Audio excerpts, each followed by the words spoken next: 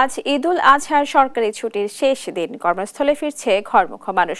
এই যাত্রা কতটা স্বাচ্ছন্দ্যপূর্ণ রয়েছে তা জানাতে শরীয়তপুর থেকে আকাশ, সড়কে যানজট বা কোনো ভোগান্তি আছে কি?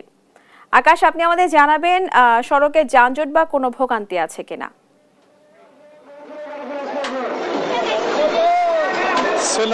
তীব্র তাপদাহের মাঝেও কিন্তু ঈদের ছুটি কাটিয়ে মানুষ কিন্তু গ্রাম থেকে শহর কর্মস্থলে ফিরতে শুরু করেছেন। এই মুহূর্তে অবস্থান করছি শরীয়তপুর বাস টার্মিনালে। এখানে যাত্রীদের সাথে আমরা কথা বলেছি।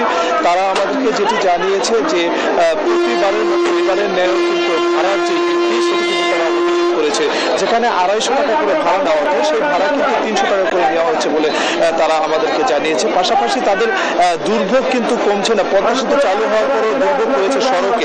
সেই সড়কে কিন্তু বিশেষ করে জাজিরা TNT মোড় এবং কাজিরহাট যে জায়গাটি রয়েছে সেই জায়গাটিতে সেতু না থাকার কারণে কিন্তু তাদের ঘন্টার পর ঘন্টা বসে থাকতে হচ্ছে এবং যাতায়াতে কিন্তু তাদের বেশ সমস্যা হচ্ছে। তো এই ভাড়া বৃদ্ধির বিষয়ে যখন বাস মালিক সমিতির সভাপতির সাথে কথা বলেছি, তিনি আমাদেরকে যেটি জানিয়েছে, এই ঢাকা থেকে শরীয়তপুরে আসার পথে যে বাসগুলো সেগুলো ফাঁকা আসে এবং শরীয়তপুর থেকে ঢাকা যে বাসগুলো সেগুলোতে যাত্রী বেশি থাকার কারণে কিন্তু একমুখী যাত্রী হয়ে যায়। এ কারণে কিন্তু তারা 50 টাকা করে বেশি রাখছে। তো এর বেশি যদি কেউ বাস মালিকের পক্ষ থেকে বাসের শ্রমিকরা যদি বেশি ভাড়া নিয়ে থাকে তাহলে কিন্তু তারা ব্যবস্থা নিচ্ছেন বলে আমাদেরকে জানিয়েছে। তবে জেলা প্রশাসনের পক্ষ থেকে কিন্তু এই ভাড়া বৃদ্ধির বিষয়ে কিন্তু যে মনিটরিংটা থাকার কথা সেটি কিন্তু দেখা যাচ্ছে না।